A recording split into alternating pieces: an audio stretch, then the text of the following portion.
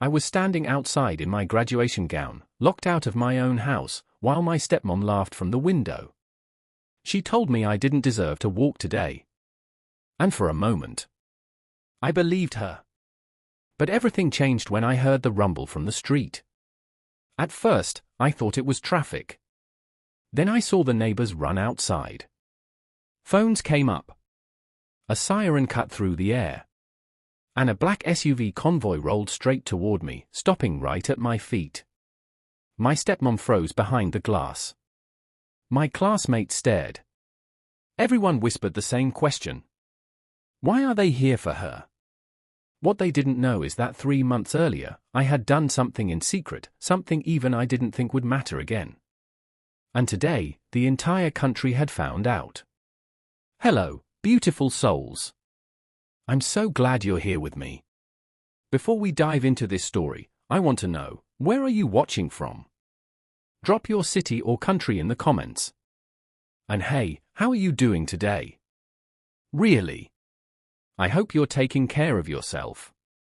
Oh, and if you haven't subscribed yet, my mom said I can't reach 1K subs. Please, help me prove her wrong. Just hit that button. It would mean the world to me. Now, let me take you back to the morning everything fell apart, and then came together in the most unbelievable way. I woke up at 5:30 on graduation day with my heart hammering against my ribs. The sun wasn't even up yet, but I couldn't sleep. Today was supposed to be mine. After 4 years of late nights, scholarship applications, essays written in library corners while my stepmother turned off the Wi-Fi at home, after every single thing she did to make me small, today I was going to walk across that stage. I was going to prove I made it. I pulled my white dress from the closet, the one I bought with money from tutoring kids after school. It wasn't fancy, but it was mine. I ironed it carefully, fingers trembling. I could hear movement downstairs. Voices. My stepmother, Clarice, and my stepsister, Ripley. They were awake early too. I thought maybe, just maybe, they were planning something nice. Breakfast. A photo. Something normal families did. I was so stupid. When I came downstairs in my gown, cap in hand, Clarice was standing by the door with her arms crossed. She looked me up and down with that expression, the one that always made my stomach turn. Like I was dirt, she stepped in. Ripley stood behind her, smirking into her phone. Good morning, I said quietly. I was thinking we could take a picture before. We're leaving in 10 minutes, Clarice interrupted. Without you. I blinked. What? You heard me, Elena. She said my name like it tasted bad. You're not going. My chest tightened. What are you talking about? It's my graduation. Is it? She tilted her head, her smile cruel. Because I don't think you've earned it. Do you, Ripley? Ripley giggled. Definitely not. I looked between them, panic rising. I've been on the honor roll for 3 years. I worked harder than anyone in that school. You know that. What I know, Clarice said, stepping closer, is that you've been a burden on this family since the day your father married me. And now that he's gone, you don't get to pretend you're special anymore. Her words hit like a slap. My father. The one person who tried to protect me. He'd been sick for 2 years before he passed last spring. And the moment he was gone, Clarice became a completely different person. Colder. Meaner. She controlled everything, the house, the bank accounts, even which classes I could take senior year. She wanted me to disappear. Please, I whispered. Just let me go. I won't ask for anything else. Clarice smiled. Then she opened the front door. Get out. What? I said get out. Go wait outside. You want to go to graduation so badly? Fine. Find your own way there. Before I could respond, she grabbed my arm and shoved me out the door. I stumbled onto the porch, my cap falling onto the steps. The door slammed behind me. I stood there, frozen, staring at the wood. I could hear them laughing inside. Clarice's voice was loud, mocking. She actually thought we'd take her. Can you believe that? I turned around slowly. Across the street, Mrs. Callahan was watching from her porch. 2 houses down, a man I didn't know had his phone out, filming. My face burned. My hand shook. I sat down on the steps and pulled my knees to my chest, trying not to cry. Trying not to let them see me break. This was it. The final humiliation. The moment Clarice won. I sat there for 20 minutes. Maybe 30. Time felt strange. My phone buzzed once, a reminder about the ceremony start time, but I didn't have a car. I didn't have anyone to call. Clarice had quietly poisoned my relationships over the years, made sure I stayed isolated, told my classmates I was difficult or unstable. Nobody was coming for me. I thought about my mother. The real one. She died when I was 12, a car accident no one saw coming. I still remembered her voice, soft and warm, telling me I was going to light up rooms one day. That I had something special.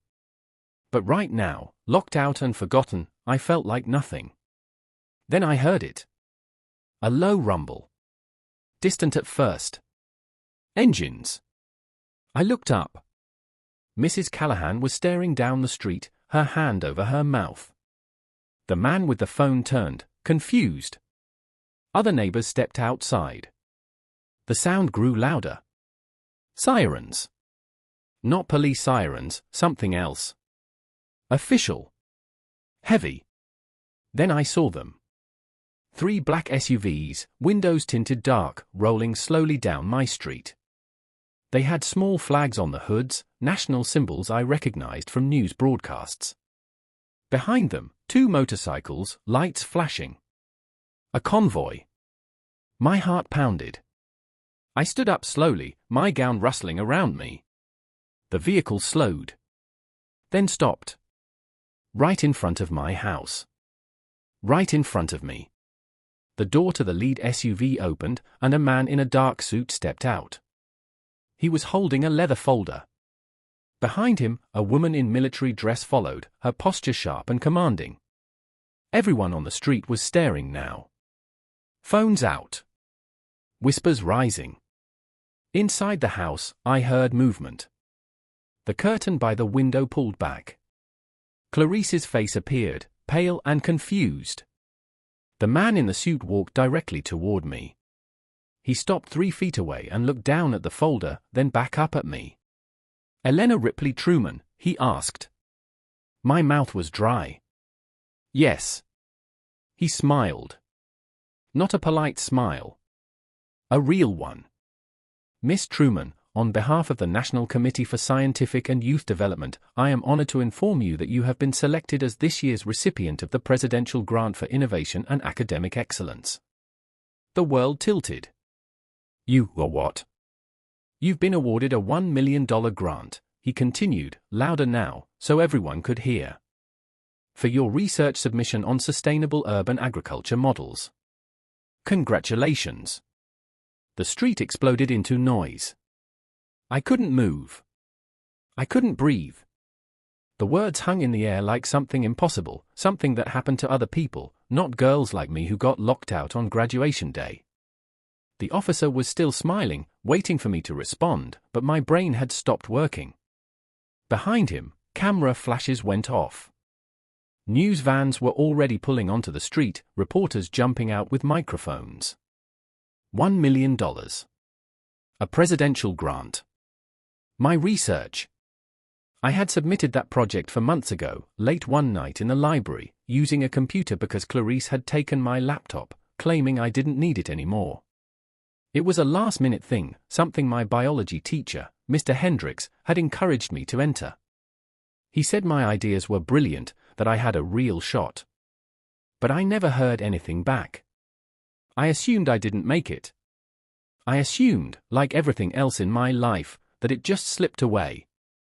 And now this man was telling me I won. That the entire country chose me. Miss Truman. The woman in military dress stepped forward, her voice gentle but firm. "We've been trying to reach you for 2 days. We sent correspondence to your home address and email. 2 days." My stomach dropped. I looked up at the window. Clarice was still standing there, but her face had changed. She looked caught. Trapped. "You sent it here?" I asked slowly. "Yes. 72 hours ago. Standard protocol is to notify the family first, then arrange for public announcement." The officer glanced at the house, then back at me. His expression hardened slightly. "Did you not receive any communication?" I shook my head. "No. Nothing." The woman's jaw tightened. She exchanged a look with the officer, and I saw something pass between them. Understanding. Anger, even. "I see," she said quietly. Then she turned to the growing crowd of neighbors, reporters, and cameras. Her voice rose, clear and sharp. "For the record, official notification of Miss Truman's award was delivered to this residence on Monday at 9:15 a.m. It required signature confirmation, which was provided." The crowd murmured. Phones tilted higher, recording everything. Clarice stepped back from the window. I felt something crack open inside me. Not sadness. Something hotter. Sharper. She knew. She knew for 2 days that I had won, that my life was about to change, and she said nothing. She let me suffer. She let me think I was worthless. And this morning, she tried to make sure I missed my own graduation, the one day I'd worked for years for, because she couldn't stand to see me succeed. Before we go any further, can I ask you something? If you're watching this and haven't subscribed yet, please don't break my heart like that. Tap the button. Let's keep growing together. I need you here. The officer gestured toward the SUV. "Miss Truman, we'd like to escort you to the ceremony. You'll be recognized on stage, and afterward, there's a formal presentation scheduled at the Capitol building. The Vice President will be in attendance." The Vice President. I looked down at my wrinkled gown, at my scuffed shoes, at the tears I'd wiped on my sleeves. I'm not ready. I don't. You're perfect, the woman said firmly.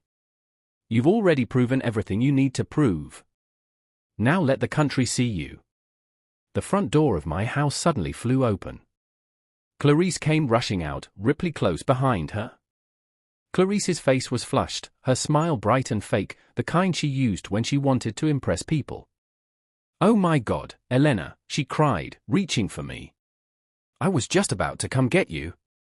We were running late and I thought you left already." I stepped back. Away from her. The officer stepped between us smoothly, his body blocking her path. "Are you Mrs. Truman?" "Yes, I'm her mother," Clarice said quickly, still trying to smile. "This is wonderful news, we're so proud of." "Stepmother," I corrected, my voice colder than I expected. "She's my stepmother." Clarice's smile faltered. The officer's expression didn't change. "Mrs. Truman, can you confirm that you received and signed for official government correspondence addressed to Miss Elena Truman on Monday morning?" Clarice's face went pale. Well, yes, but I didn't realize." "You didn't realize it was important?" The woman in uniform stepped forward now, her tone ice. A sealed envelope from the National Youth Development Committee, delivered by Federal Courier, marked urgent. "You didn't think to inform your stepdaughter?" The street had gone silent. Everyone was watching. Cameras zoomed in. Clarice opened her mouth.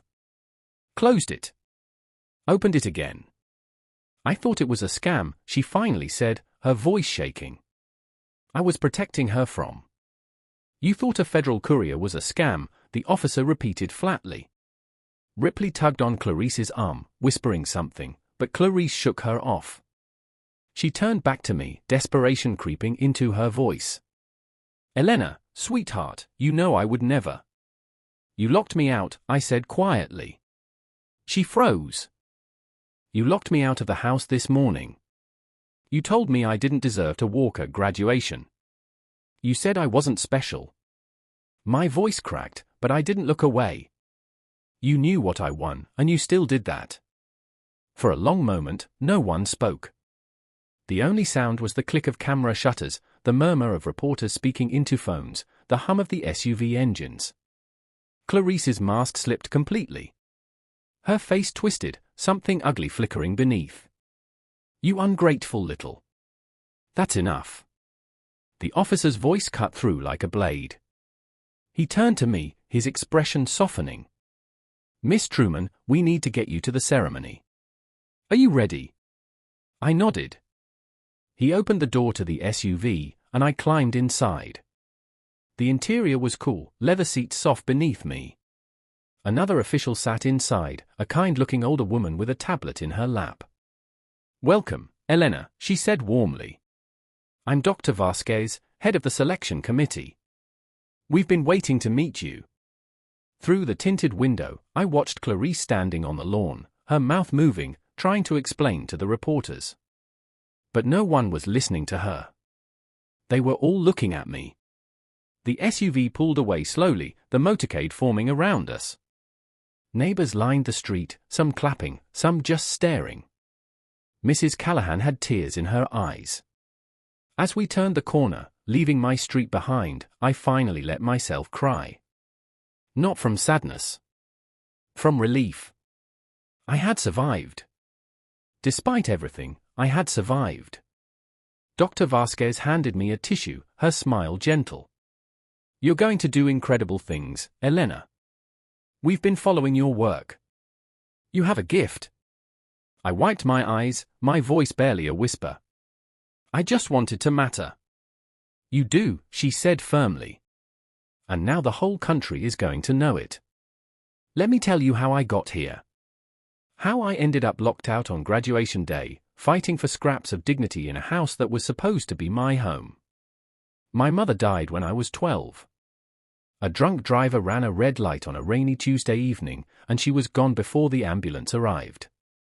My father, William Truman, was shattered. He loved her more than anything, and without her, he was lost.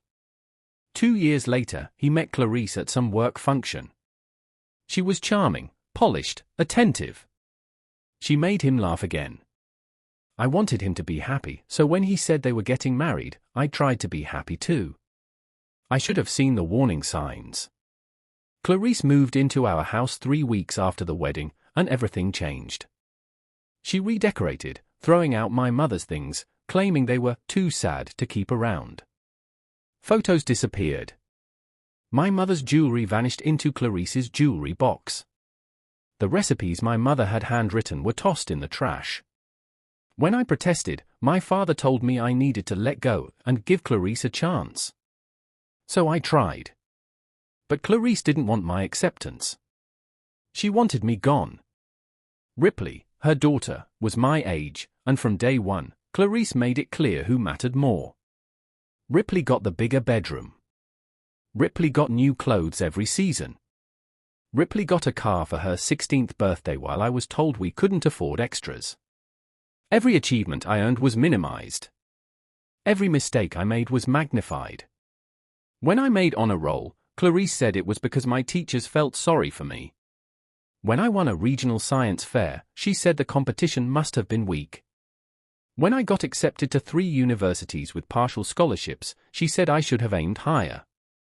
Nothing I did was ever enough.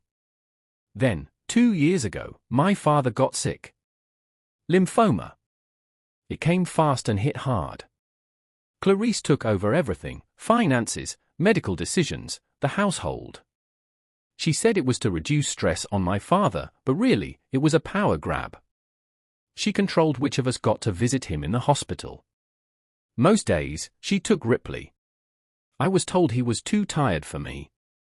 When he died last April, I wasn't even in the room. Clarice said it happened suddenly, that there was no time to call me. But Ripley posted on social media about saying goodbye to the best stepdad with photos taken hours before he passed. I didn't get to say goodbye. At the funeral, Clarice cried beautifully, playing the devastated widow. Everyone hugged her, told her how strong she was. I stood in the back, numb and invisible. Afterward, she informed me that my father's life insurance and estate would go toward securing the family's future, which apparently didn't include my college fund. She'd already spent it. On what, I never found out. Probably Ripley's new car. Maybe the kitchen renovation. I was left with nothing except a small savings account my mother had set up for me years ago, one Clarice didn't know about. It had $8,000. That was supposed to carry me through for years of university. I got a job tutoring.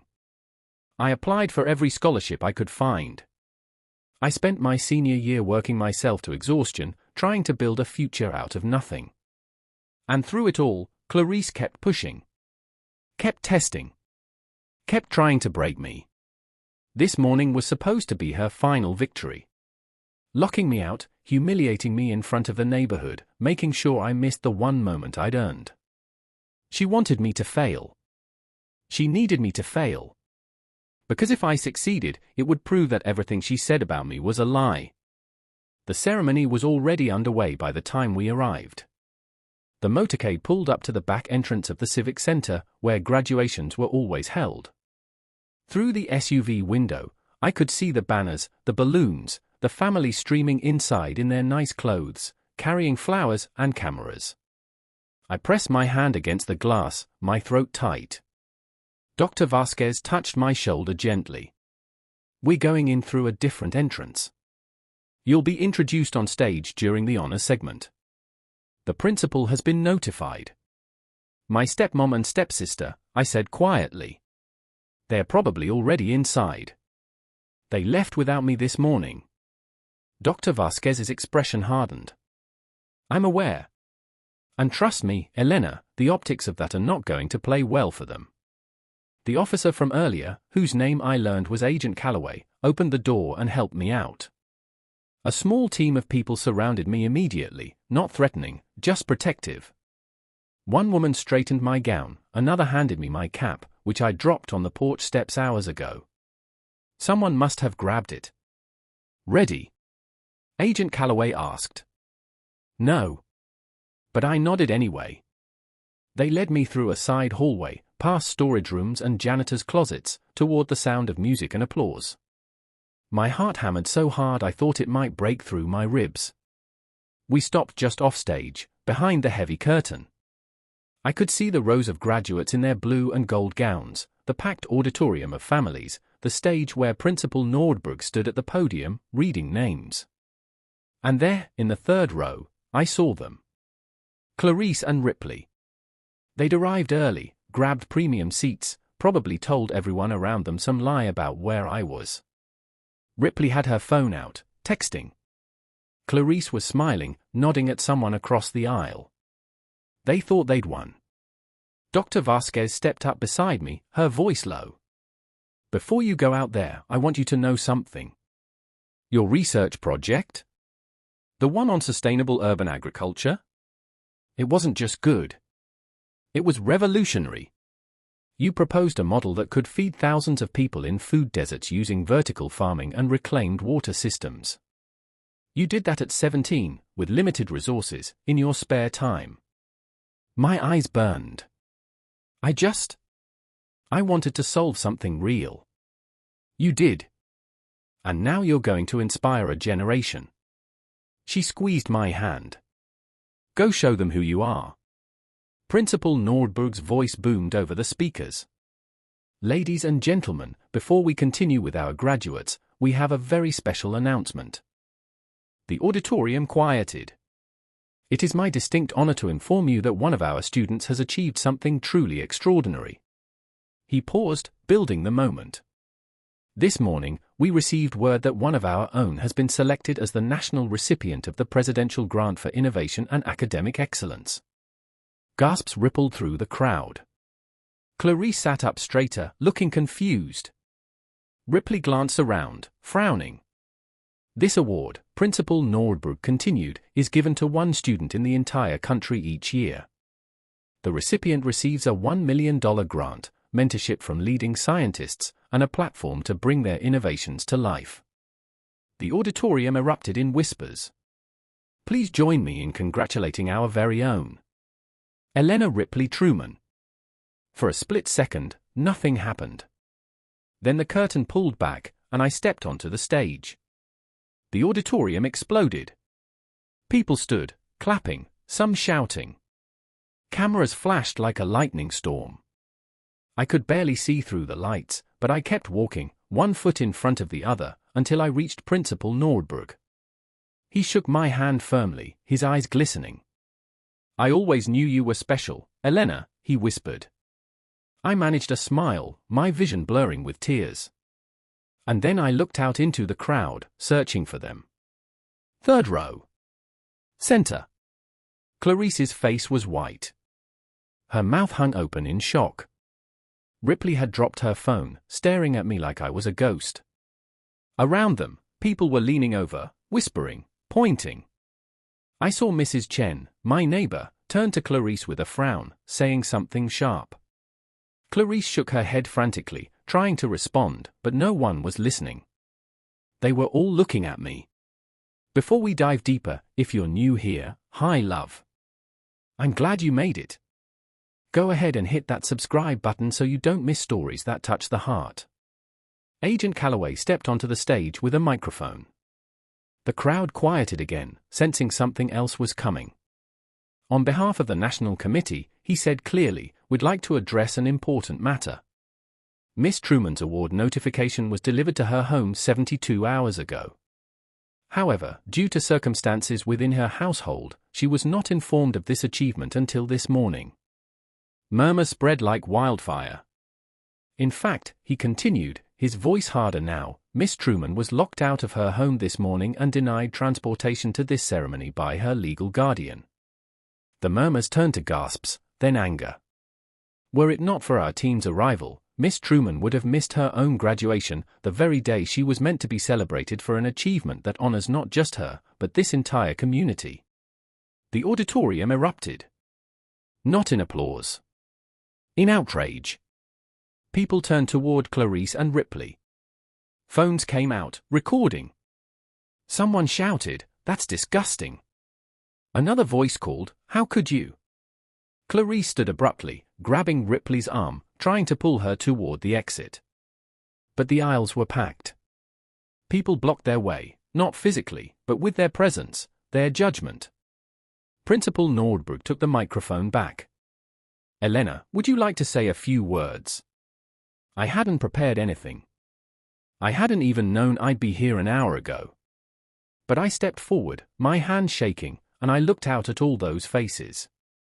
I just want to say thank you, I began, my voice cracking. To Mr. Hendricks, who believed in my project. To the librarians who let me stay late. To everyone who ever showed me kindness when I needed it most. I paused, swallowing hard. My mom died when I was 12. She used to tell me I was going to do great things. And for a long time, I didn't believe her. Because the people who were supposed to support me after she was gone, didn't. The auditorium was silent now. Completely silent. But I kept working. I kept trying. Because I wanted to prove that even when no one believes in you, you can still believe in yourself. My voice broke. Tears spilled down my cheeks. And today, I found out that the whole country believed in me. Even when my own family didn't. The standing ovation was deafening. They didn't let me sit back down with the other graduates. Instead, Dr. Vasquez and Agent Calloway escorted me to a reserved section at the front, where several officials I didn't recognize were seated. One of them, a woman in an elegant navy suit, smiled warmly at me. Senator Lattimore, she introduced herself quietly. I'm on the Education Committee. Your work is going to change lives, Elena. I didn't know what to say to that, so I just nodded, wiping my face with the tissue someone handed me. The ceremony continued, names called, diplomas handed out, but it all felt distant, like I was watching it happen to someone else. My mind kept replaying the last hour, the convoy, the revelation, Clarice's face when she realized she'd been caught. My phone, which I'd tucked into my gown pocket, started buzzing. And buzzing. and buzzing. I pulled it out carefully, keeping it low. Texts flooded in. Unknown numbers. Classmates I hadn't spoken to in months. People I didn't even know. OMG, Elena, is this real? I always knew you were brilliant. Your stepmom is trash, everyone's talking about it. Channel 7 is outside asking about you. I scrolled through, my stomach churning. Then I saw one that made me stop cold. It was from Ripley. You just ruined everything. I hope you're happy. I stared at it for a long moment. Then I blocked her number. When the ceremony finally ended, chaos erupted. Families poured onto the floor, hugging graduates, taking photos. But a wall of security formed around me before anyone could approach. Dr. Vasquez leaned in close. We need to get you to the Capitol building. The formal presentation is in 90 minutes, and the press is already setting up. Are you okay to continue? Do I have a choice? I asked, half joking. She smiled gently. You always have a choice, Elena. If you need time, we can delay. I thought about it. About hiding, about running, about disappearing like I'd spent years wanting to do. Then I thought about my mother. About the girl I used to be, before Clarice tried to erase her. No, I said firmly. Let's go. Agent Calloway nodded approvingly. That's what I like to hear. They led me out through a back exit, avoiding the main crowd, but even so, I could hear the noise. Reporters shouting questions. Camera crews jostling for position. My name, over and over. Elena. Elena, how does it feel? Did your stepmother really lock you out? What's next for you? The SUV was waiting, engine running. I climbed in quickly, Dr. Vasquez and Senator Lattimore joining me. As soon as the door closed, the noise cut off, replaced by blessed silence. We pulled away smoothly, the motorcade forming up again. Through the tinted windows, I watched the Civic Center recede, along with everything I'd known for the past 6 years. Senator Lattimore opened a slim folder. Elena, before we get to the Capitol, there are a few things you should know. Your story is already national news. 3 major networks picked it up in the last 30 minutes. Social media is exploding. My stomach flipped. What are people saying? Overwhelmingly supportive, Dr. Vasquez answered. People are angry on your behalf.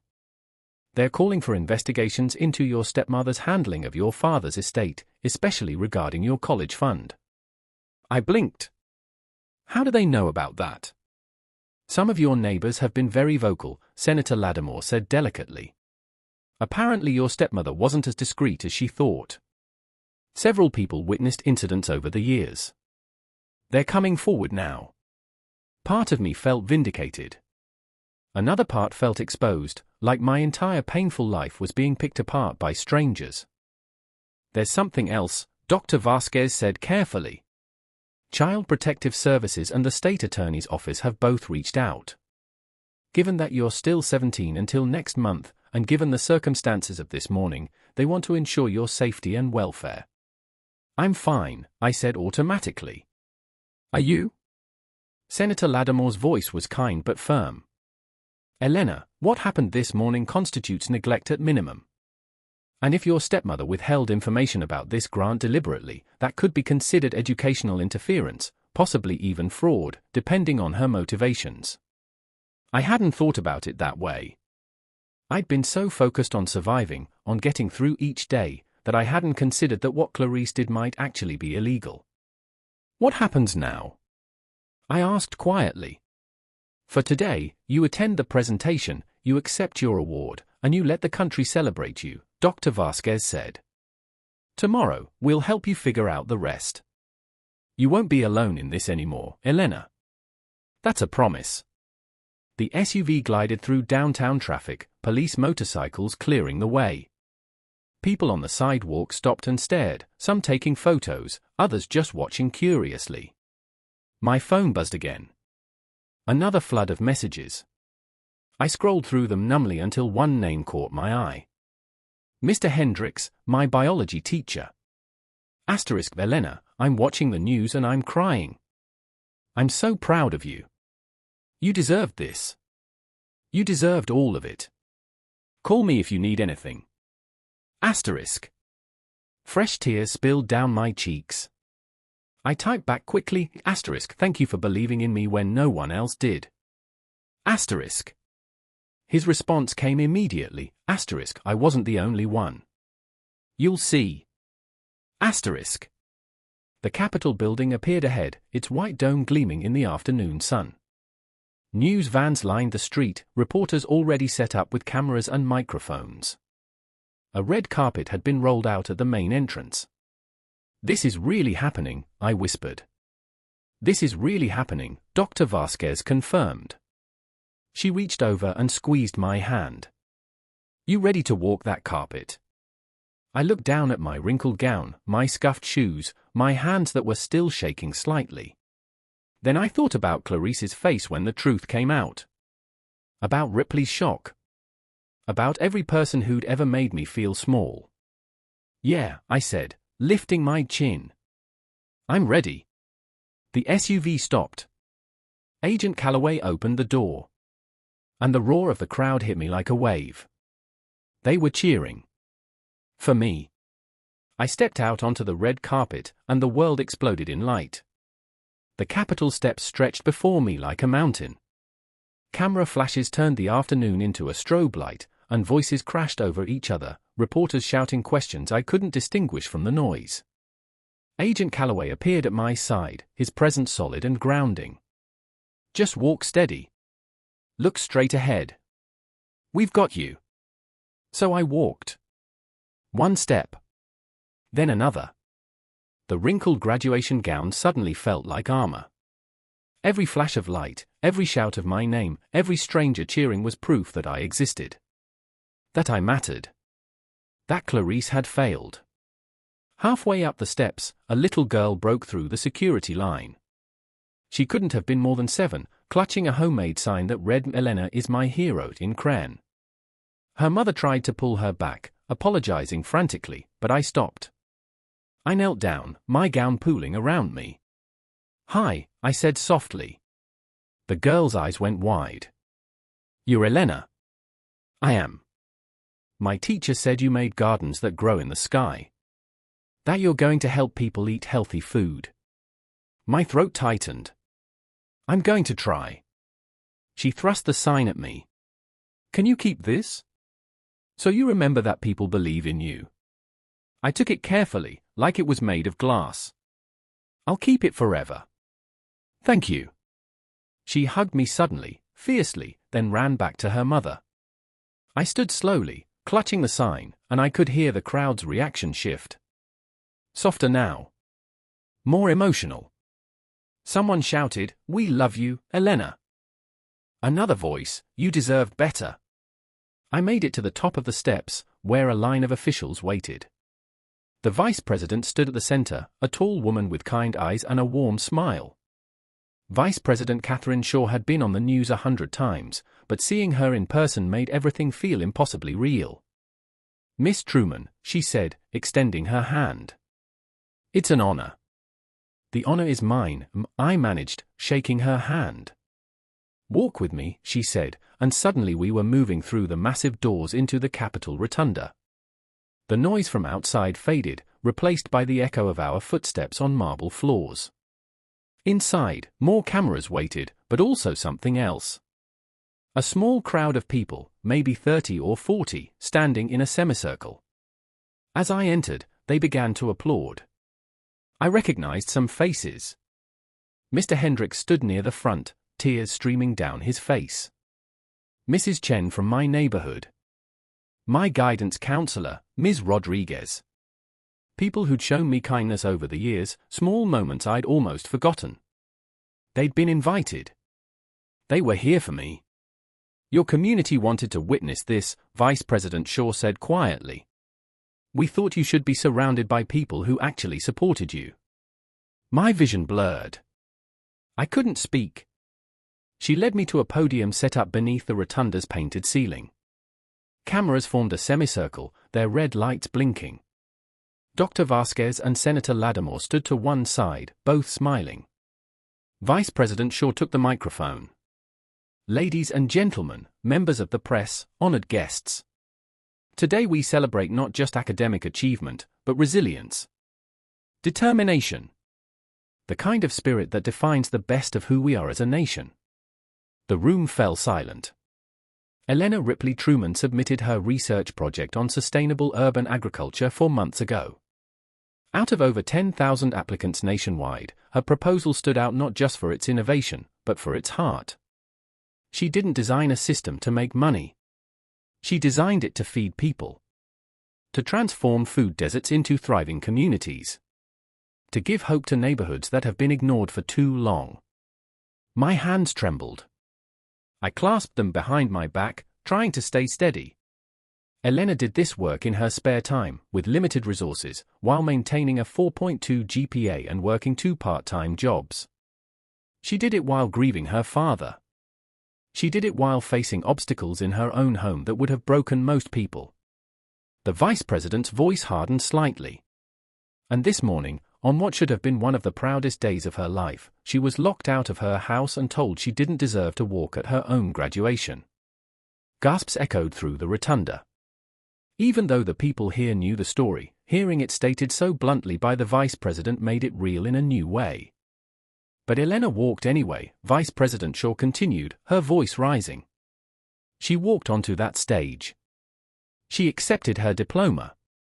And now, she's going to accept this award and show the world what happens when you refuse to let anyone dim your light. The applause was thunderous. She turned to me, holding out a leather-bound certificate and a crystal sculpture shaped like a torch. "Elena, it is my profound privilege to present you with the Presidential Grant for Innovation and Academic Excellence. $1 million to fund your research, full scholarship to any university in the country, and a guaranteed internship with the Department of Agriculture's Innovation Lab." I stepped forward on shaking legs. Took the certificate. Took the sculpture. It was heavier than I expected. "Do you have anything you'd like to say?" Vice President Shaw asked gently.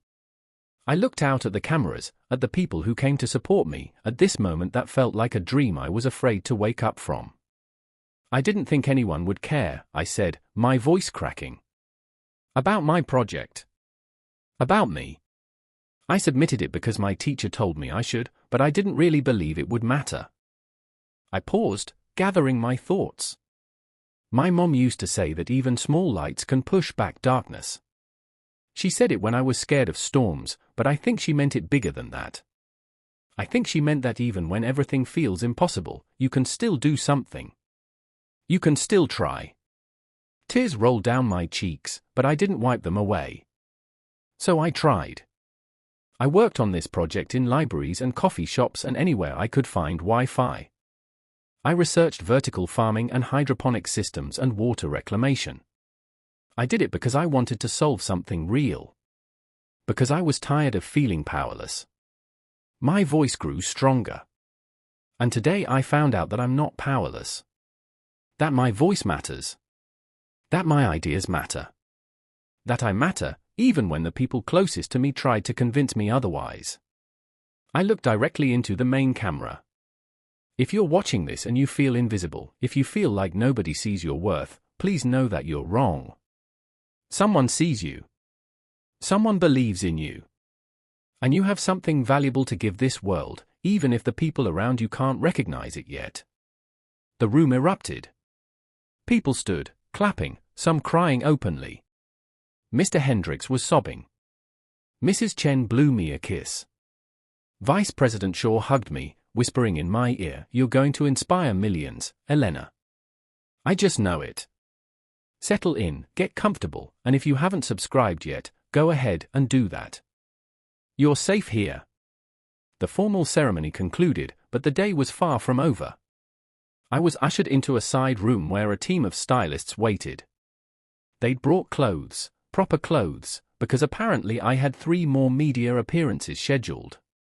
"We want to make sure you're comfortable," one of them said, a friendly woman named Jasmine. "But the world is watching, honey. Let's make sure they see you at your best. They dressed me in a simple but elegant navy dress, fixed my hair, did my makeup. When I looked in the mirror, I barely recognized myself. I looked older. Confident. Like someone who deserved to be here. Dr. Vasquez appeared in the doorway. The networks are ready for you. CNN first, then NBC, then a local affiliate. After that, you have a dinner meeting with the selection committee to discuss next steps for your research. This is insane, I breathed. This is your life now, she said with a smile. Better get used to it. The interviews blurred together. Same questions, different faces. How did it feel? What would I do with the money? What did I want to say to my stepmother? That last question came up in every single interview. On CNN, the anchor leaned forward with practiced sympathy. Elena, your stepmother's actions have sparked national outrage. People are calling for investigations, legal action.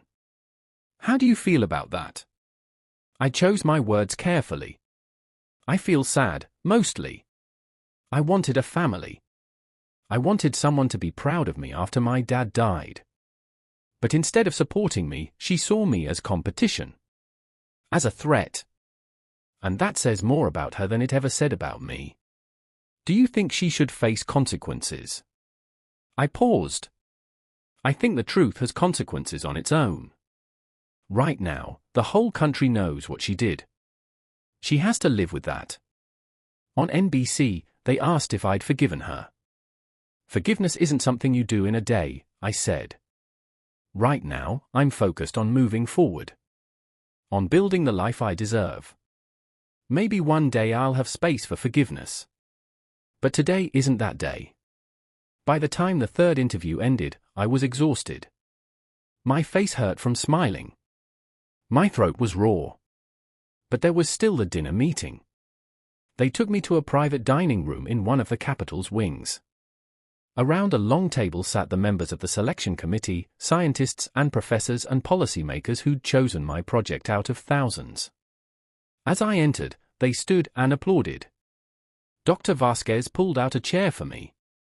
Elena, I'd like you to meet the people who believed in you before the world knew your name. One by one, they introduced themselves. Dr. Patel, who specialized in sustainable agriculture. Professor Kim, an expert in urban planning. Director Morrison from the EPA. Each one shook my hand, told me what they loved about my proposal, asked questions about my methodology. For the first time in my life, I was in a room full of adults who treated me like an equal. Who valued my ideas. Who wanted to help me succeed. Your vertical farming model is brilliant, Dr. Patel said over dinner, but I think you underestimated the scalability. With proper funding, we could pilot this in 6 cities within 2 years. 6 cities. I repeated, stunned. At least. The demand is there. Food deserts are a crisis, and your solution is both innovative and practical. He smiled. You're going to change how America thinks about urban food production. Professor Kim jumped in. I've already spoken to colleagues at MIT, Stanford, and Columbia. They all want you. Full ride, research budget, whatever you need. My head spun. I haven't even decided where I want to go yet. Take your time, Director Morrison said kindly. You've earned the right to choose your own path.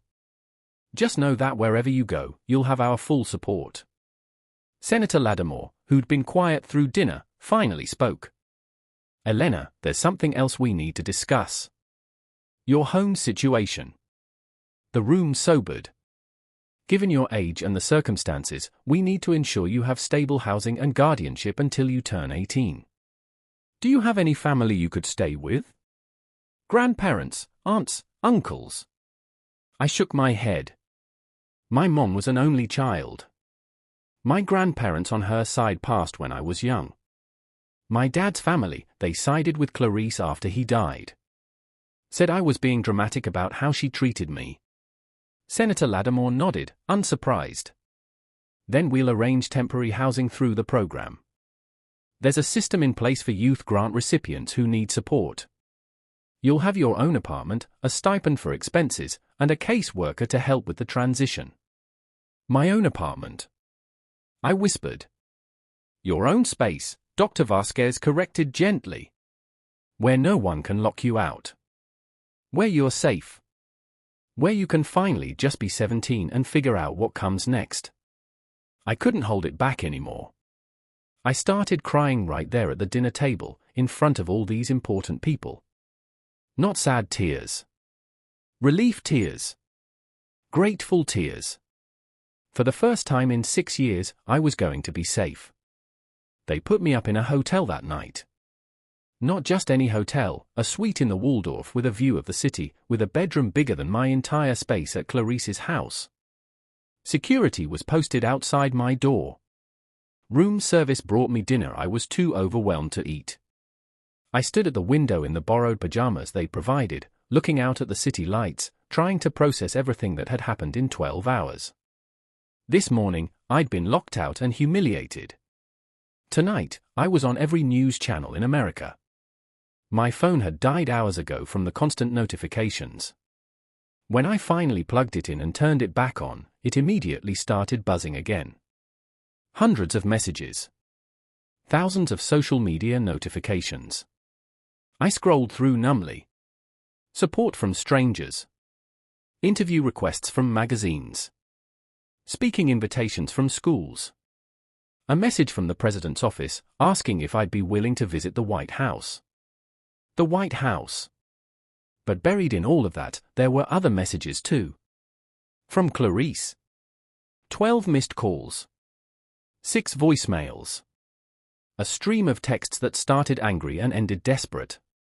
You destroyed this family. How dare you embarrass us on national television? Your father would be ashamed. Everything I did was to protect you. Please, Elena, call me back. We need to talk about this. I'm sorry, okay? I'm sorry. Please just come home. I stared at that last message for a long time. Come home. As if that place had ever been home. As if she'd ever made me feel like I belonged there. I blocked her number. Then I blocked Ripley's. Then I blocked everyone associated with that house, that life, that version of myself who'd believed she deserved to be treated that way. A knock at the door startled me. I checked the peephole. Dr. Vasquez stood outside, holding 2 cups of coffee. I opened the door. It's almost 11. I know. But I figured you might not be sleeping. She handed me one of the cups and settled onto the couch. Mind if I sit with you for a bit? I joined her, curling up in the armchair across from her. The coffee was perfect, sweet and warm. How are you really doing? She asked. I laughed, but it came out shaky. I don't know. I feel like I'm floating. Like none of this is real. It's real. I promise. She sipped her coffee. But it's also a lot. You went from being invisible to being national news in a single day. That would mess with anyone's head. I keep thinking about my mom, I admitted quietly. About how she'd react if she could see this. She always said I was special, but I thought that was just mom talk. You know? The thing parents say because they have to. Maybe she saw something in you that you couldn't see yet, Dr. Vasquez suggested. Maybe.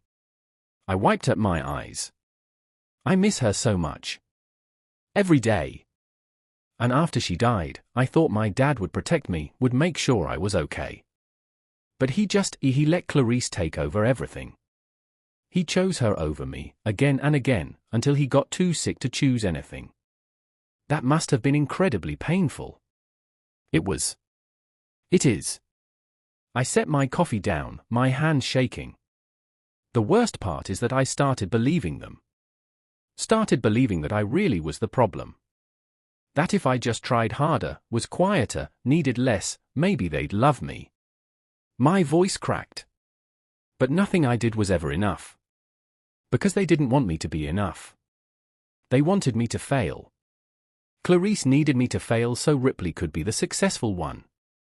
so she could be the good mother. My existence threatened that story. Dr. Vasquez leaned forward. Elena, I want you to hear this. What they did to you wasn't your fault. Not any of it. You were a child who'd lost her mother, and instead of getting the support and love you deserved, you got cruelty. That's not a reflection of your worth. It's a reflection of their character. I know that now. I think. But for so long, I didn't. That's what abuse does, she said gently. It makes you doubt your own reality. Makes you think you deserve the mistreatment. But you never did. You never, ever did. We sat in silence for a moment. What happens tomorrow? I asked finally. Tomorrow, we help you figure out the logistics. Housing, legal support, university selection. But also, we connect you with a therapist. Because processing this, all of this, takes time and professional help. I'm not broken, I said quickly. No, you're not. But you've been through trauma. And healing from that is just as important as your research or your education. You deserve to feel whole, Elena. Not just successful. I nodded, tears spilling over again. I'd cried more today than I had in years. Before we continue, can I ask a tiny favor? Hit that subscribe button. It means more than you know. Can I tell you something? I said quietly. Anything. This morning, when Clarice locked me out, there was a moment where I thought about just disappearing. Not showing up to graduation, not fighting back, just accepting that this was my life. That I'd always be the girl nobody wanted. Dr. Vasquez's eyes filled with tears. And then the convoy came, and everything changed. But what scares me is how close I was to giving up. How close they came to winning. But they didn't win, Dr. Vasquez said firmly. You're here. You survived. And now you're going to thrive. How do you know? Because I've seen hundreds of students over the years. And the ones who make it, who really make it, aren't the ones who had it easy. They're the ones who fought for every inch. Who refused to let the world make them small. She smiled. That's you, Elena. You're a fighter. You just didn't realize it yet. I thought about that. About every late night in the library. Every scholarship application. Every time I held my tongue when Clarice said something cruel. Every moment I chose to keep going when quitting would have been easier. Maybe she was right. Maybe I was stronger than I knew. What was your research really about? Dr. Vasquez asked. Not the technical stuff. What drove you to spend months working on it? I thought carefully before answering. When I was little, my mom used to take me to the community garden. She'd let me help plant seeds, water the vegetables. She said growing your own food was like growing your own hope. That as long as you could feed yourself, you could survive anything. That's beautiful. After she died, I stopped going. But when I got to high school and started learning about food deserts, about communities where people can't access fresh vegetables, where kids grow up never eating a homemade meal with real ingredients, it reminded me of what my mom said. I pulled my knees to my chest. I wanted to bring that hope to people who needed it. I wanted to create a system where anyone, anywhere, could grow food, even without land or money. Because I knew what it felt like to be hungry. Not just for food, but for someone to care. And I thought maybe if I could solve the food part, it would help with the other part too. Dr. Vasquez wiped her eyes. Your mother would be so proud. Do you think so? I know so. Because you took her lesson and turned it into something that's going to help thousands of people. That's the best way to honor someone's memory. By living out their values. We talked until past midnight. About my plans, my fears, my dreams. About universities and research and what my life might look like a year from now.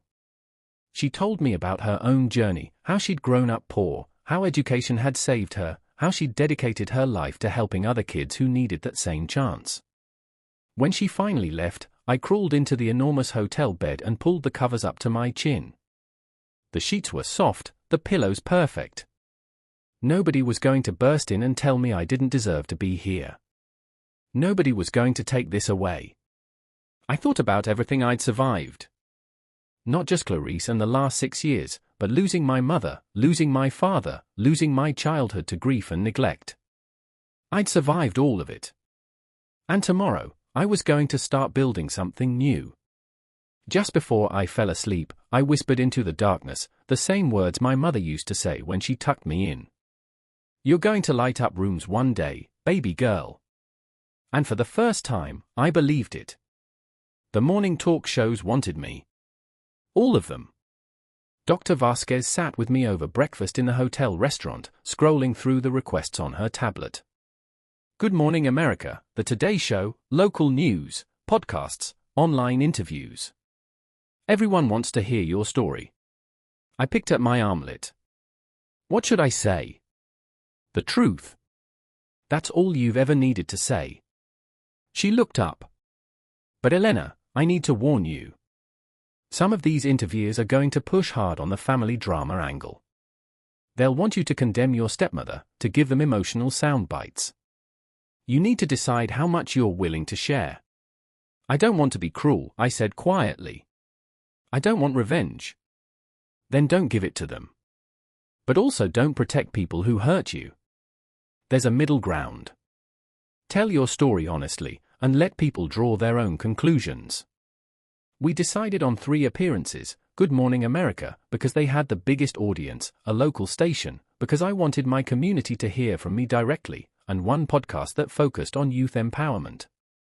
The GMA segment was scheduled for 7 a.m. They sent a car at 5:30, drove me to the studio in downtown Manhattan. Makeup artists worked on my face while producers explained the segment structure. It'll be about 8 minutes, one of them said. Robin will ask about the grant, your research, and yes, about yesterday. Just be yourself. America already loves you. America already loves you. The words felt surreal. They led me onto the bright, colorful set. Robin Roberts stood waiting, her smile genuine and warm. She hugged me before we sat down. You ready for this? She asked quietly. No. But I'll do it anyway. She laughed. That's the spirit. The cameras went live. Robin's expression shifted into professional mode. We're here with Elena Truman, the 17-year-old who's captured America's heart. Elena, thank you for being here. Thank you for having me. Let's start with the incredible news. You've won a $1 million presidential grant for your research on sustainable urban agriculture. Can you explain what that means in simple terms? I took a breath. Basically, I designed a system that would let communities grow fresh vegetables in urban areas, even without traditional farmland. Using vertical farming techniques and recycled water, we could turn abandoned buildings or empty lots into food production centers. It would help solve food deserts, create jobs, and give people access to healthy food they can afford. That's remarkable. And you developed this idea at 17. I started working on it about 6 months ago. My mom used to take me to community gardens when I was little, and I wanted to bring that experience to neighborhoods that don't have access to fresh produce. Robin's expression softened. Your mother passed away when you were 12. How has that loss shaped who you are? It taught me that life can change in an instant. That the people you love might not always be there. So you have to make the most of every opportunity, and you have to fight for what matters. And yesterday, you had to fight just to attend your own graduation. Can you walk us through what happened? Here it was. The moment everyone wanted. I met Robin's eyes steadily. Yesterday morning, I woke up excited. It was graduation day. But my stepmother and stepsister had other plans. They locked me out of the house, told me I didn't deserve to walk, and left without me. Robin's face showed shock, even though she'd obviously known this already. They left you outside in your graduation gown? Yes. And they told the neighbors I'd failed out of school months before. They wanted people to think I was a failure. But you're far from a failure. In fact, you're a national award winner. How did that reveal happen? I didn't know about the award. The committee had notified my stepmother 2 days earlier, but she never told me. She signed for the official documents and hid them. So when the convoy showed up yesterday morning to escort me to the ceremony, I was completely shocked. Everyone was. Your stepmother knew you'd won this prestigious award and said nothing. She didn't want me to succeed. It's that simple. If I succeeded, it meant everything she'd said about me being worthless was a lie. And she couldn't let that happen.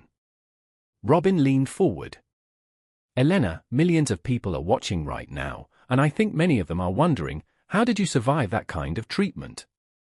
What kept you going? I felt tears building but pushed through. Honestly? Spite at first. I wanted to prove them wrong. But eventually, it became about something bigger. It became about proving to myself that I was worth more than how they treated me. And you did prove that. In the biggest way possible. I did. But I want people to know, especially young people watching this, that you don't need $1 million grant to matter. You matter right now, exactly as you are. Even if the people around you can't see it. The audience, which I'd barely noticed, erupted in applause. Robin wiped her eyes. What's next for you? I have to choose a university, finalize my research plans, and honestly, I need to figure out who I am outside of survival mode. For 6 years, I've just been trying to make it through each day. Now I get to actually live. Any message for your stepmother? I paused, choosing my words carefully. I hope she finds peace. I really do. Because the only way you treat someone the way she treated me is if you're deeply unhappy with yourself. I don't hate her. I'm done letting her define my worth. The interview wrapped up with information about my research fund and how people could support similar programs. As soon as the cameras cut, Robin hugged me again. You're going to be okay, she whispered. More than okay. By the time I left the studio, the interview had already gone viral. Clips were everywhere: Twitter, TikTok, Instagram, Facebook. People were creating art inspired by my story. Teachers were showing the interview in classrooms. And the comments, thousands and thousands of comments, were overwhelmingly supportive. She handled that with so much grace. I'm a grown man crying at my desk right now. This is what resilience looks like. Her stepmother should be in jail. That last sentiment was growing louder. By noon, 3 different law firms had reached out offering pro bono representation. Child Protective Services had officially opened an investigation. The state attorney's office announced they were reviewing the handling of my father's estate, particularly the college fund that had mysteriously disappeared. And the neighbors, the ones who'd watched me get locked out, who'd seen years of mistreatment, were finally speaking up. Mrs. Callahan gave an interview to the local news. I saw that woman belittle that girl 100 times. I heard the things she said. And I'm ashamed I didn't do more to help. But I'm speaking up now. Mr. Chen from next door, she wouldn't let Elena have friends over. Said she was too disruptive.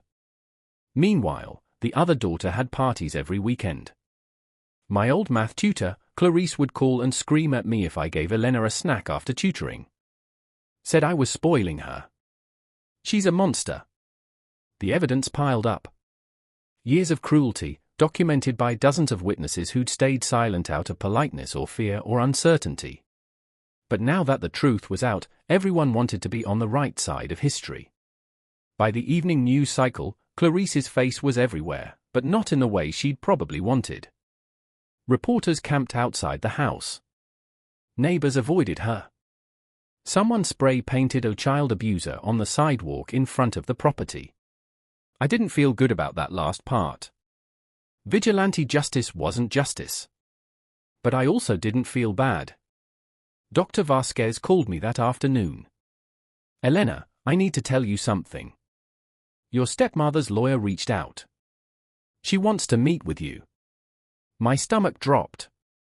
Why? She says she wants to apologize. To make things right. But honestly, I think she's panicking. The legal pressure is mounting, and her reputation is destroyed. She probably thinks if you forgive her publicly, it'll help her case. What do you think I should do? That's entirely your decision. You don't owe her anything. Not a meeting, not forgiveness, not a single word. But if you think it would help you find closure, we can arrange it in a safe, supervised setting. I thought about it. About Clarice's face in the window yesterday morning. About 6 years of cruelty. About every time she made me feel small. I'll meet with her, I said finally. But not to help her. For me. So I can look her in the eye and tell her exactly what she did to me. Then we'll set it up. Tomorrow afternoon. Neutral location. I'll be there the whole time. That night, I couldn't sleep. I kept rehearsing what I wanted to say, how I wanted to say it. Part of me wanted to scream at her. Another part just wanted to walk away and never think about her again. But I knew I needed to face her. One last time. Not for revenge. But for closure. And maybe, just maybe, to finally let go of the girl who believed she deserved to be treated that way. The meeting was set for 2 p.m. at a law office downtown, neutral territory that belonged to neither of us. Dr. Vasquez drove me there herself, sensing I needed the support. Remember, she said as we pulled into the parking garage, you control this conversation. If at any point you want to leave, we leave. No explanations needed. I nodded, my hands twisting in my lap. I'd changed outfits 3 times that morning, finally settling on simple black pants and a white blouse. Professional. Put together. Nothing like the desperate girl who'd sat on those porch steps 3 days ago. 3 days. That's all it had been. It felt like a lifetime. The conference room was sterile and cold, all glass and chrome. Clarice sat on one side of the long table, her lawyer beside her. She looked smaller than I remembered. Older. Her hair wasn't styled the way she usually kept it, and she wore barely any makeup. For the first time since I'd known her, she looked ordinary. She looked beaten. When I walked in, she stood abruptly. Elena, thank you for coming. Sit down, I said quietly. She Saturday. I took the chair directly across from her, Dr. Vasquez beside me. For a long moment, nobody spoke. I just looked at her, really looked at her, trying to understand how someone could be so cruel to a child who'd already lost so much. Her lawyer cleared his throat. Miss Truman, my client asked for this meeting to express her. I don't want to hear from you, I interrupted, my eyes never leaving Clarice. I want to hear from her. In her own words. Why did you do it? Clarice's hands trembled on the table. I don't know where to start. Start with why you hid the grant notification. You had 2 days to tell me I'd won the most important award of my life, and instead you locked me out of the house. Why?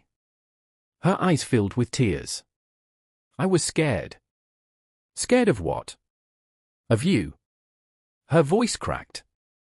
Of what it would mean if you succeeded. Because if you succeeded, it meant I'd been wrong about you. And I couldn't. I couldn't face that. I leaned forward. So you tried to destroy my future to protect your ego? Yes. The word came out as a sob. Yes, and I know how terrible that sounds. I know what kind of person that makes me. But Elena, you have to understand, I never meant for it to go this far. You never meant for it to go this far. I repeated, my voice rising. You spent 6 years tearing me down. 6 years. You took my mother's things and threw them away. You isolated me from my friends.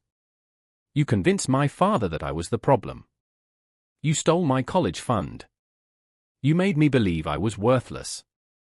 And you're telling me you never meant for it to go this far. I was jealous, she whispered. Of a 12-year-old girl.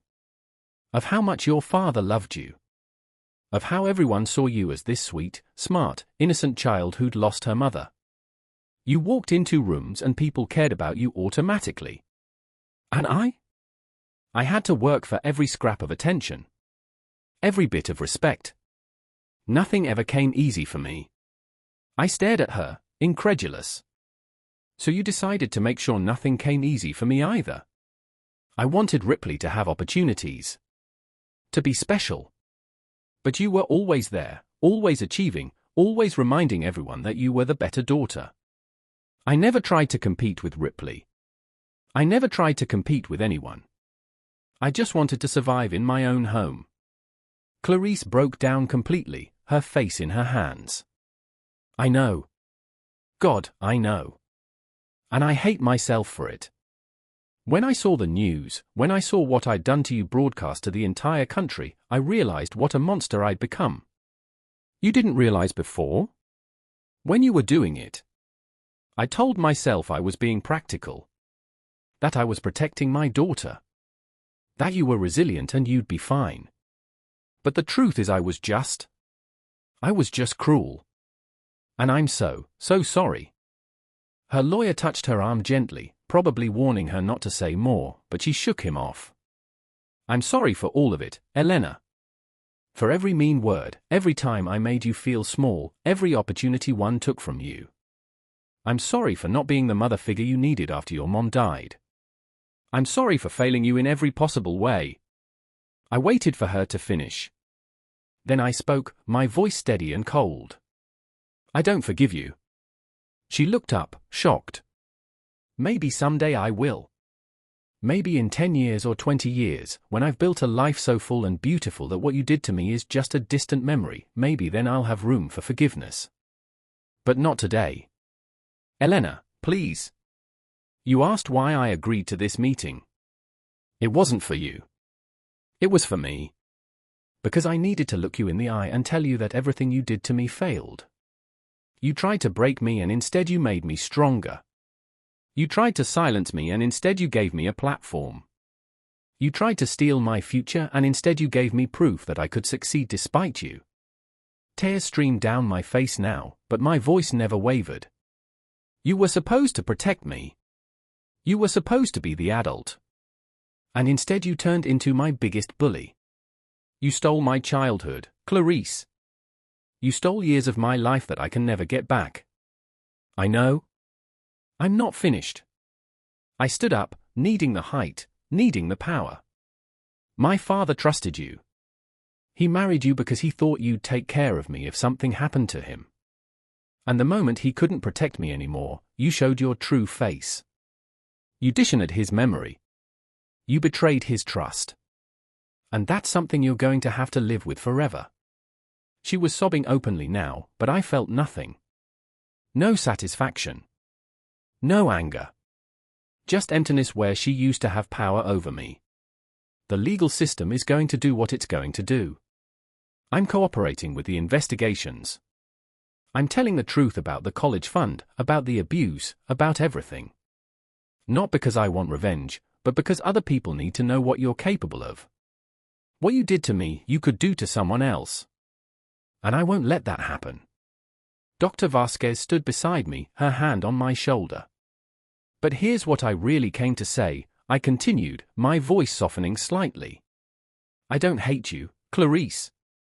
I actually feel sorry for you. Because you had a chance to be part of something beautiful. You could have helped a grieving child heal. You could have gained a daughter who would have loved you if you'd just shown her basic kindness. But you chose cruelty instead. And now you have to live with that choice. I picked up my bag. I hope you find peace someday. I really do. Because carrying that much bitterness and jealousy must be exhausting. But that's not my problem anymore. I'm done carrying your damage.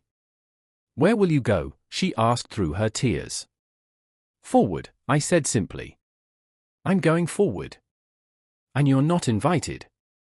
I turned and walked toward the door. Dr. Vasquez followed, but at the threshold, I stopped and looked back one last time. Oh, and Clarice? Thank you. She looked up, confused. Thank you for being exactly who you are. Because if you'd been kind, if you'd been supportive, I might have stayed small and safe and grateful. But you pushed me so far down that the only option was to rise. So thank you for being the villain in my story. It made the victory so much sweeter. Then I walked out and never looked back. And hey, while you're here, if you haven't subscribed yet, I'd love to have you as part of the family. Go on, I'll wait. In the elevator, I finally let myself collapse against the wall. Dr. Vasquez pulled me into a hug, and I cried, deep heaving sobs that felt like they were pulling years of pain out of my body. You were incredible up there, she murmured. So strong. So clear. I'm so proud of you. Is it always going to hurt this much? I asked.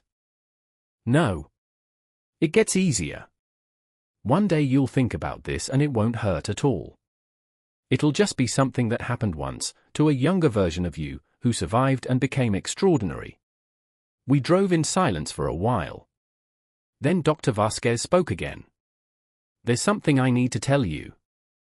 The legal team finished reviewing your father's estate documents. I tensed. And? Your college fund wasn't spent. Clarice transferred it into an account under Ripley's name, but it's still there. All $60,000. The lawyers are filing to have it returned to you, plus penalties and interest. $60,000.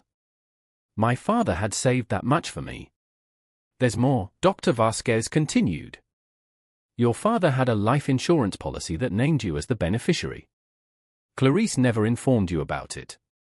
That's another $150,000 that legally belongs to you. My mouth fell open. That's over $200,000 once everything's recovered. Plus the $1 million grant. Elena, you're not just surviving anymore. You're set up to thrive. The magnitude of it crashed over me. I wasn't just free of Clarice. I had resources.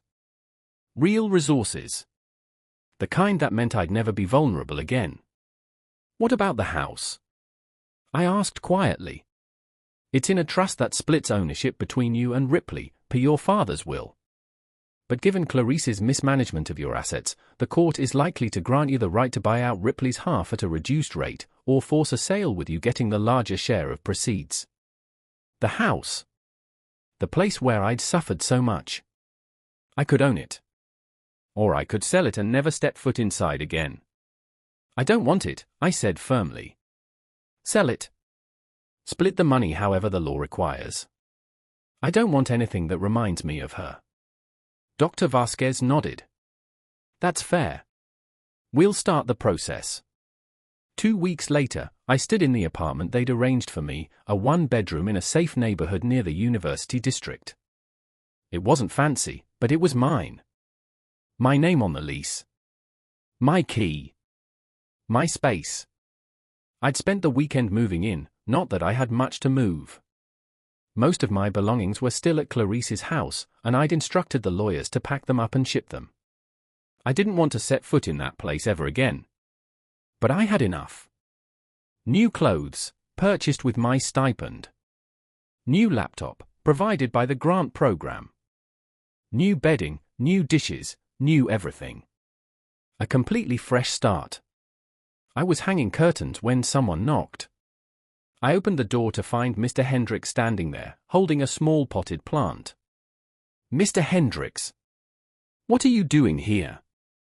I hope it's okay that I came by. Dr. Vasquez gave me your address. I wanted to bring you a housewarming gift. He held out the plant, a small tomato seedling.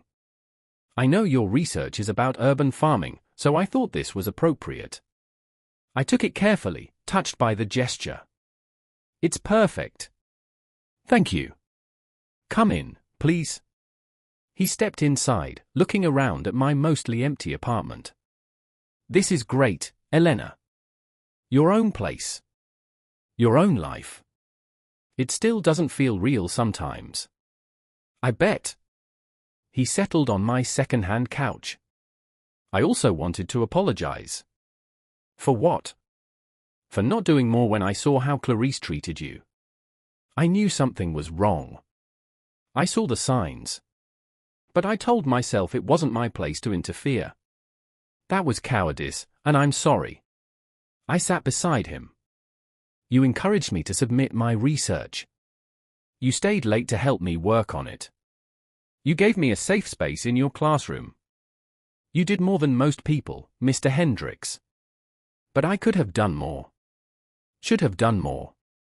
Maybe. But you can't change the past. None of us can. We just have to do better going forward. He smiled sadly. When did you become so wise? Probably somewhere between getting locked out and winning $1 million, I said with a slight laugh. He stayed for an hour, helping me hang pictures and assemble furniture. Before he left, he turned to me at the door. Elena, I want you to know that I see students every year. Hundreds of them. But maybe once in a career you meet one who reminds you why you became a teacher in the first place. You're that student for me. And I'm going to follow your career with so much pride. Thank you, I whispered, hugging him. For everything. After he left, I stood in my little apartment, my safe space, and I felt something shift inside me. For 6 years, I'd been in survival mode. Every decision, every action had been about getting through one more day. But now? Now I could actually live. I could choose a university based on what I wanted, not what I could afford. I could pursue research I was passionate about. I could make friends without fear. I could build a life that was entirely mine. Clarice had spent years trying to make me small. But I wasn't small anymore. I was free. 6 months later, I stood backstage at the National Youth Innovation Conference, waiting for my name to be called. Through the curtain, I could hear the crowd, over 2,000 people gathered to hear young innovators present their work. My hands should have been shaking. But they were steady. So much had changed in half a year. I'd chosen MIT, where I was set to start in the fall with a full scholarship plus my grant funding. My research had expanded beyond anything I'd imagined, with 3 cities already piloting my vertical farming model. Early results showed a 30% increase in fresh produce access in target neighborhoods. I'd been featured in Time magazine's 30 Under 30 issue. I'd given a TEDx talk that had been viewed over 5 million times. I'd met with senators and activists and community leaders, all of them wanting to know how to replicate my success in their areas. My research paper had been published in a major agricultural journal, making me one of the youngest authors they'd ever featured. But more than any of that, I'd healed. Therapy helped. My counselor, Dr. Kim, helped me understand that what I'd experienced wasn't just meanness or bad parenting, it was systematic emotional abuse. She helped me work through the trauma, the guilt, the lingering belief that somehow I deserved it. I'd made friends. Real ones. People who liked me for who I was, who didn't need anything from me except my company. I'd even started dating, nothing serious, just learning how to let people in without fear. I'd visited my mother's grave for the first time in years and spent an afternoon telling her everything that had happened. I liked to think she already knew. That she'd been watching over me somehow. I'd become the person she always said I'd be. Elena Truman, the announcer's voice boomed. Please welcome to the stage Elena Truman, presidential grant recipient and pioneer in sustainable urban agriculture. I walked out into blinding lights and thunderous applause. The audience stood, clapping, and I recognized faces in the front rows. Dr. Vasquez, Mr. Hendricks, Mrs. Chen. Even some of my old classmates who'd reached out after everything went viral, apologizing for not being better friends. I stepped up to the podium and the applause faded to silence. Thank you, I began. 6 months ago, I was sitting on my porch steps in a wrinkled graduation gown, locked out of my house, convinced that I'd never matter. That my ideas were worthless. That I was worthless. I paused, letting that sink in. I think a lot of young people feel that way. Like no one's listening. Like your dreams are too big or too impossible. Like the world has already decided you're not worth investing in. Heads nodded throughout the audience. But here's what I learned: worthiness isn't something other people give you. It's something you claim for yourself. I didn't become worthy when I won the grant. I was always worthy. The grant just helped the world see what had always been there. I looked out at the crowd, at all those young faces staring up at me with hope and hunger. If you're working on something you believe in, keep going. If people tell you it's impossible, prove them wrong. If your own family doesn't support you, find your family elsewhere. Because the world needs what you have to offer, even if the people closest to you can't see it yet. The applause started again, but I held up my hand. I also want to say something about failure and pain. What I went through was terrible. I wouldn't wish it on anyone. But it also taught me things I might never have learned otherwise. It taught me resilience. It taught me that I could survive anything. It taught me that sometimes the people who hurt you most are the ones who push you toward your greatest becoming. I thought about Clarice, who I hadn't seen or spoken to since that meeting. The investigations had concluded with financial penalties and a permanent mark on her record, but no jail time. Ripley had distanced herself from her mother, according to the few updates I'd heard, and was apparently in therapy too. I'd kept my promise. I'd told the truth and let justice take its course. And then I'd moved on. But here's the most important thing, I continued. Your worth is not defined by what you survive. You don't have to go through hell to matter. You don't have to earn your humanity through suffering. You matter because you exist. Period. And if anyone in your life makes you feel otherwise, they're wrong. The audience erupted. People stood again, and I saw tears on many faces. I presented my research, shared my results, answered questions. The young people in the audience asked about implementation, about funding, about how to get started in their own communities. Just start, I told them. Start small. Start messy. Start scared. But start. Because the world doesn't need you to be perfect. It just needs you to show up. After my presentation, I was swarmed with people wanting to talk, to take photos, to share their own stories.